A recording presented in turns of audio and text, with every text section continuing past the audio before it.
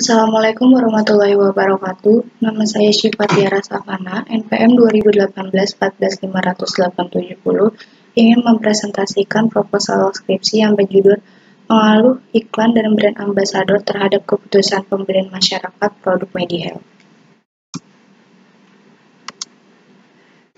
Berdasarkan data dari Kemenprint, impor kosmetik pada tahun 2018 sebesar 850,15 juta US dollar, meningkat dibandingkan tahun 2017 sebelumnya. Sementara Badan Pusat Statistik atau BPS Indonesia mengimpor kosmetik dan perlengkapan toilet, termasuk perlengkapan kecantikan, skincare, manicure atau pedicure, senilai 226,74 juta US dollar atau sekitar 3,29 triliun menggunakan kurs 14.500 per US dollar.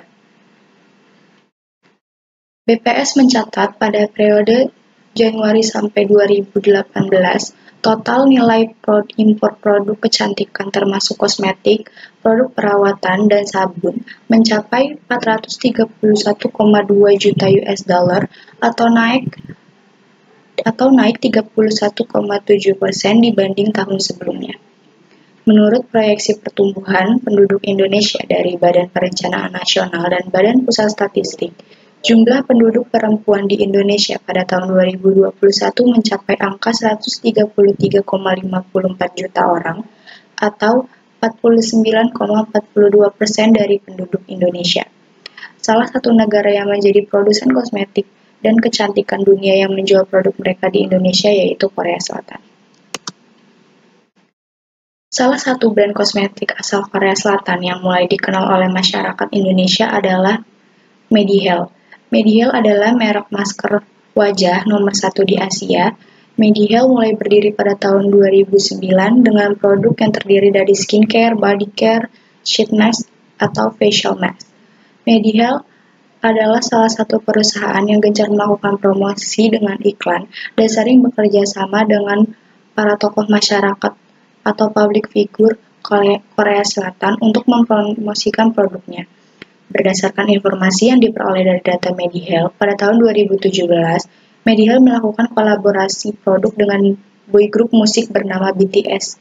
Dan pada tahun 2019, MediHealth menandatangani kesepakatan periklanan dengan BTS. Bangtan Boys atau yang lebih dikenal dengan BTS adalah boy group populer Korea Selatan yang kini telah sukses melebarkan karirnya di dunia dan memecahkan berbagai rekor dalam karya musik. BTS terdiri dari 7 anggota yaitu Jin, RM, Suga, J-Hope, Jimin, V, dan Jungkook dijadikan brand ambassador baru MediHealth. Dengan kesuksesan BTS yang mendunia inilah membuat MediHealth menjadikan boy group tersebut sebagai brand ambassador untuk produk sheet mask. Dari tabel yang telah disajikan, dapat dilihat bahwa perusahaan MediHealth mengalami peningkatan penjualan produk sheet mask yang sangat signifikan dari tahun 2017 sampai tahun 2019. Berdasarkan data di atas menunjukkan bahwa dalam waktu kurun 3 tahun, produk MediHealth berkembang sangat pesat penjualan pemasaran sheet mask. Ada identifikasi masalah dan batasan masalah. Identifikasi masalah yang pertama, bagaimana pengaruh iklan terhadap keputusan pembelian masyarakat pada produk MediHealth. Yang kedua, bagaimana pengaruh brand ambassador terhadap keputusan pembelian masyarakat pada produk MediHealth. Batasan masalah yang diambil dalam penelitian ini adalah berdasarkan uraian di atas. Untuk lebih memperjelas dan memberikan arahan yang tepat, maka dalam penelitian ini penulis membatasi masalah ini pada promosi yang digunakan perusahaan MediHealth dalam menarik perhatian para konsumen agar menggunakan produknya. Rumusan masalah yang pertama ada apakah iklan berpengaruh dalam keputusan pembelian produk MediHealth. Yang kedua, apakah brand ambassador berpengaruh pada keputusan pembelian pada produk MediHealth. Tujuan penelitian yang pertama mengetahui pengaruh iklan terhadap keputusan pembelian produk MediHealth, dan yang kedua mengetahui pengaruh brand ambassador terhadap keputusan pembelian terhadap produk MediHealth. Manfaat penelitian. Manfaat teoritis. Diharapkan penelitian ini dapat menambah ilmu pengetahuan dan wawasan dalam penerapan teori-teori dengan kenyataan yang telah didapat selama perkuliahan. Dengan adanya penelitian ini, diharapkan dapat mengetahui sejauh mana tingkat penelitian dalam meneliti atau memecahkan sebuah masalah. Diharapkan dapat menambah referensi mahasiswa Unindra yang akan meneliti masalah yang serupa dengan penelitian ini khususnya untuk jurusan pendidikan ekonomi. Diharapkan dapat menambah pembendaharaan referensi perpustakaan di Universitas Indraprasta PGRI. Manfaat praktis. Penelitian ini diharapkan dapat menjadi bahan masukan bagi perusahaan dalam mengembangkan promosi untuk menarik minat beli masyarakat terhadap produk yang disajikan, sebagai bahan informasi dan masukan bagi masyarakat atau konsumen dalam memilih produk MediHealth. Bab 2 adalah landasan teori, kerangka berpikir, dan hipotesis. Landasan teori, promosi. Menurut Kotler dan Armstrong, dalam bukunya yang berjudul Prinsip-Prinsip Pemasaran pada tahun 2016, promosi merupakan kegiatan yang mengkomunikasikan manfaat suatu produk dan membujuk para konsumen untuk membeli produk tersebut. Iklan menurut Ciptono 2011, periklanan adalah suatu informasi tentang keunggulan suatu produk dalam bentuk komunikasi tidak langsung yang dapat merubah pikiran para konsumen untuk melakukan pembelian. Yang ketiga ada brand ambassador. Menurut Sim, menjelaskan bahwa brand ambassador adalah baik aktor, aktris maupun atlet yang dikenal oleh masyarakat dan mendapatkan pujian karena prestasinya dalam suatu bidang digunakan oleh perusahaan untuk menyampaikan pesan iklan suatu produk sehingga menarik perhatian konsumen sasaran. Yang terakhir ada keputusan pembelian. Menurut Kotler dan Armstrong dalam bukunya yang berjudul Prinsip-Prinsip Pemasaran tahun 2016, mendefinisikan keputusan pembelian merupakan bagian dari perilaku konsumen tentang bagaimana suatu individu atau kelompok maupun organisasi memilih membeli, menggunakan dan bagaimana barang atau jasa untuk memenuhi kebutuhan dan keinginan para konsumen. Berikut adalah peneliti-peneliti terdahulu. Dapat disimpulkan dari peneliti-peneliti terdahulu bahwa terdapat pengaruh positif atau pengaruh signifikan dari iklan dan brand ambassador terhadap keputusan pembelian. Kerangka pemikiran. Dalam penelitian ini, peneliti ingin mencari tahu apakah iklan dan brand ambassador BTS berpengaruh terhadap keputusan pembelian masyarakat pada produk MediHealth. Penulis ingin melihat pengaruh iklan dan brand ambassador yang dapat mendorong konsumen membuat keputusan pembelian akan produk tersebut. Jika konsumen sudah memutuskan untuk melakukan pembelian, maka hal ini dapat meningkatkan penjualan produk perusahaan. Iklan dan brand ambassador merupakan hal yang saling berhubungan satu sama lain. Dengan adanya iklan yang kreatif dan penggunaan brand ambassador yang dikenal banyak oleh masyarakat, hal ini dapat membuat citra positif suatu merek produk di benak para konsumen.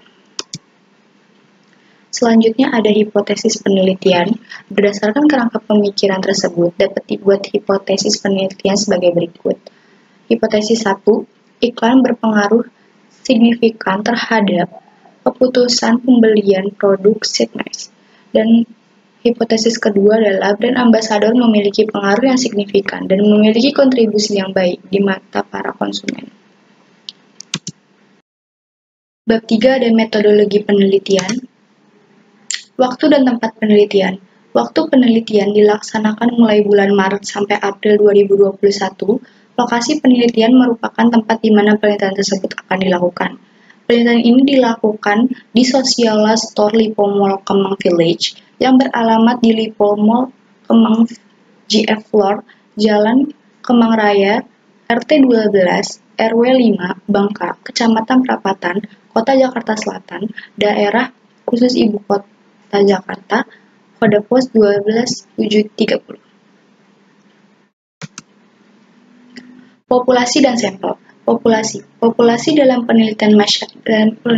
penelitian ini adalah masyarakat Jakarta yang menggunakan sheet mask produk Medihel, sedangkan jumlah populasi masyarakat pengguna sheet mask Medihel tidak dapat diketahui jumlahnya, sehingga masuk ke dalam populasi tidak diketahui atau tak hingga. Sampel. Penelitian ini menggunakan simple random sampling dengan kriteria. Teknik tersebut dapat dipakai apabila elemen populasi memiliki sifat homogen, sehingga elemen manapun yang terpilih menjadi sampel bisa mewakili populasi. Yang kedua, apabila analisis penelitian ini memiliki kecenderungan deskriptif dan bersifat umum, maka bisa dilakukan simple random sampling. Desain penelitian yang digunakan dalam penelitian ini adalah metode deskriptif. Tujuan metode deskriptif untuk menjelaskan dan meringkas bagaimana berbagai variabel dalam kondisi atau situasi yang timbul pada objek penelitian berdasarkan apa yang telah terjadi. Metode ini digunakan untuk melihat pengaruh sebab akibat antara variabel X dan variabel Y. Metode deskriptif dapat dilakukan menggunakan survei dengan memberikan sebuah angket atau kuesioner pada para responden yang bertujuan untuk memperoleh data yang dibutuhkan untuk diteliti. Dari hasil survei dapat diketahui fakta atau kenyataan yang sesuai keadaan berkaitan dengan keputusan pembelian konsumen. Ada metode penelitian. Metode yang digunakan dalam penelitian ini adalah metode kuantitatif. Menurut Sugiono di tahun 2013, metode kuantitatif adalah metode yang berlandaskan filsafat positivisme, digunakan untuk meneliti pada populasi atau sampel tertentu dengan pengumpulan data instrumen penelitian dengan tujuan untuk menguji hipotesis yang telah ditentukan. Data metode kuantitatif biasanya berbentuk angka. Hal ini dikarenakan dapat dianalisis dengan statistik melalui angket atau kuesioner. Metode pengumpulan data. Yang pertama, angket atau kuesioner. Angket atau kuesioner merupakan data yang dilakukan dengan cara memberikan daftar pertanyaan mengenai sesuatu yang diteliti kepada responden. Tujuan penyebaran angket atau kuesioner adalah untuk mencari informasi yang lengkap dan lebih rinci terhadap masalah yang akan diteliti. Yang kedua dari studi pustaka yaitu metode penelitian pengumpulan data yang diteliti dengan membaca buku, jurnal, referensi, atau penelitian terdahulu yang berkaitan dengan penelitian tersebut. Teknik analisis data. 1. Analisis regresi linear berganda dengan rumus Y sama dengan A ditambah B1X1 ditambah B2X2. Nah, rumus untuk mencari A dan B adalah A sama dengan sigma Y dikali sigma X pangkat 2 dikurang sigma X dikurang sigma XY dibagi N sigma X pangkat 2 dikurang sigma X dalam kurung pangkat 2. B sama dengan N sigma XY dikurang sigma X dikali sigma Y dibagi N X sigma pangkat 2 dikurang X sigma X pangkat 2. Yang kedua, analisis kolerasi koefisien berganda dengan rumus RY X1 X2 sama dengan akar R2 R pangkat 2 Y X1 ditambah R pangkat 2 Y X2 dikurang 2 Y X1 ditambah RY X2 ditambah R X1 X2 dibagi 1 dikurang R2 X1 X2.